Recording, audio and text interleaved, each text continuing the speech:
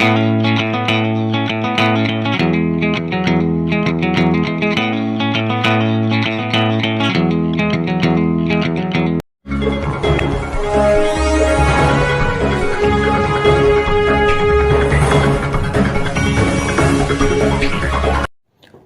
अक्टूबर 2021 को महाराष्ट्र के दुलिया शहर में सिविल हॉस्पिटल में आमदार डॉक्टर फारूक शाह की निधि से ऑक्सीजन प्लांट लगाया गया, जिसके उद्घाटन के लिए एक प्रोग्राम रखा गया था। ये प्रोग्राम पूरे देश के लिए आदर्श और हैरत अंगेज प्रोग्राम बन गया, क्योंकि इस प्रोग्राम में सभी समाज के धर्म गुरुओं ने शिरकत की और सभी पार्टी के मुख्य नेताओं ने भी इस प्रोग्राम में शिरकत की और कसम खाई के दुलिया शहर के विकास के लिए हम सब मिलकर काम करेंगे। और एक बड़ी बात ये इस प्रोग्राम की थी कि इस प्रोग्राम की अध्यक्ष श्रीमती नीलाबाई कापर पाटिल थी। ये महिला शहीद घनश्याम की मां है, जिसने अपने देश के लिए अपनी जान कुर्बान कर दी। इस प्रोग्राम ने सभी धर्म की दूरियां मिटाकर एकता की नई मिसाल कायम की है। कोरोना काल में ऑक्सीजन की कमी की वजह से हमने देखा कि बहुत सी मौत ऑक्सीजन ना मिलने के कारण हुई है। इस बात को लेकर हमने उसी वक्त एक संकल्पना की थी कि हमको हमारे धुलिया के जूनियर सिविल हॉस्पिटल में भी एक ऑक्सीजन प्लांट लगाना ज़रूर है। इसलिए हमने मेरे स्थानिक विकास निधि से, आमदार निधि से 80 लाख रुपए देकर ऑक्सीजन प्लांट यहाँ पर लगाया था। आज उसका इनाग्रेशन हुआ है। इस इनाग्रेशन की अध्यक्षा हमारी वीर माता शहीद नीलाबाई पाटिल थी और जो प्रमुख पाहुने हमारे जिला पुलिस अधीक्षक प्रवीण कुमार पाटिल साहब, उसी तरह से धुलिया महानगर पालिका के महापौर नाना करपे साहब और बहुत सारे मान्यवर यहाँ पर उपस्थित थे।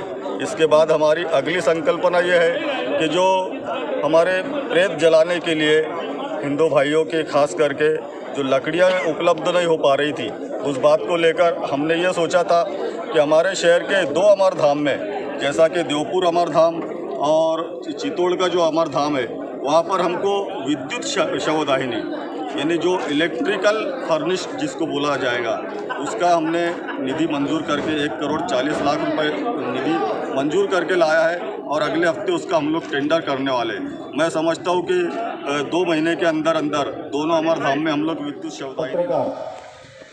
वैसा तो आज अभी मुझे बोलने के लिए कुछ भी बचा नहीं है। यहाँ पर सब अच्छे वक्ताओं ने बहुत अच्छी तरह से आप सब लोगों को मार्गदर्शन किया है, लेकिन मैं कुछ बातें अपने ताल्लुक से बताना यहाँ ज़रूरी समझता हूँ।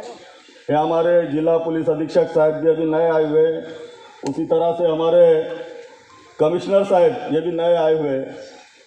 साथियों, आप सब लोगों को सबसे पहले मैं एक पैगाम देना चाहूँगा कि आप सब लोग जानते हो कि मैं एक साधारण घराने से हूँ। मुझे किसी भी तरह का कोई राजकीय वारसा नहीं मिला है। अभी हमारे बड़े भाई शरद पाटिल साहब ने बहुत अच्छी बात बताई पर टीका टिप्पणी नहीं करता, लेकिन जो शरद पाटिल साहब है, हमारे नाना करपे साहब है, मैं हूँ, ये हम सब लोग हैं, वो निचली स्तर पे से हम लोग काम करते आए हैं। हम लोग पहले कार्यकर्ता थे, बाद में नगर सेवक हुए, महापौर हुए, आमदार हुए, तब जाकर हमको ये सब सलीका आया। और ये जो बातें हमारे जहन में आती है, ये कोई मामूली बातें नहीं है। हम सब लोगों को पहले बहुत सारी दिक्कतों का सामना करना पड़ा और हर वक्त जब भी पूरे शहर का जब वातावरण ख़राब हो रहा था, उस वक्त प्रदीप नाना करपे, हमारे बड़े भाई शरद पाटिल साहब, वाल्मीकि अन्ना, MG धीरज जी भाऊ, हम सब लोगों ने मिलकर पूरे शहर को शांत रखने की कोशिशें की है। और मैं ये पैगाम देना चाहूँगा कि आज एक साधारण घराने का आदमी, आज अल्लाह पाक ने, ईश्वर ने उसको आमदार बनाया। मैं समझता हूँ उसकी सिर्फ वाहिद वजह यह है, उसका सिर्फ ये कारण है कि हम लोगों ने जो 2008 के दंगल में जो फसादात हो रहे थे, पूरे शहर में हम लोगों ने अपनी जान की परवाह ना करते हुए पूरे शहर को शांत रखने की कोशिश की। ये सिर्फ सबसे वाहिद वजह यह है। आप लोगों ने देखा होगा साथियों, कोरोना के वक्त हमारे शहर की क्या पूरे मुल्क की क्या पूरे दुनिया भर की इतनी ख़राब हालतें हो गई थी कि बाप को बेटा पहचान नहीं रहा था। ये समझ लो कि क़यामत का माहौल था और ये सिर्फ ईश्वर को ये बताना था, अल्लाह पाक को ये बताना था कि आखिर में सर्वश्रेष्ठ मैं हूँ। दोस्तों, शहर का इतना ख़राब माहौल था, गरीबों को खाने पीने के लिए बहुत दिक्कतें हो रही थी। उस वक्त भी हमारे बड़े भाई शरद पाटिल साहब ने बहुत अच्छी बातें बताई कि ये जो हमारा 2 साल का जो कोरोना काल में ये अरसा गया है, लेकिन उसको भी हमने ऐसा ये सोचकर नहीं कि कोरोना चल रहा है इसलिए हम खामोश रहेंगे। हमने पूरी कोशिश की, मेहनत की, गरीबों को जहाँ जहाँ हमारी ज़रूरत थी हम लोग 24 घंटा हम लोगों ने काम किया। सबसे पहली बात मैं आप लोगों को बताना चाहूँगा एसपी साहब कि जब हमारे मुल्क में, हमारे देश में कोरोना का एक भी पेशेंट नहीं था, उस वक्त की बात है कि हमारा मार्च का अधिवेशन शुरू था उस वक्त, और हमारे पड़ोस के मुल्कों में कोरोना फैलना शुरू हो गया था। उसके बाद डोनाल्ड जी ट्रंप आए अपने साथ 200-300 लोगों को लेकर हिंदुस्तान। उसके बाद से हमारे मुल्क में भी कोरोना फैलना शुरू हुआ। उस वक्त हम लोगों को क्या उपाय योजना करनी चाहिए।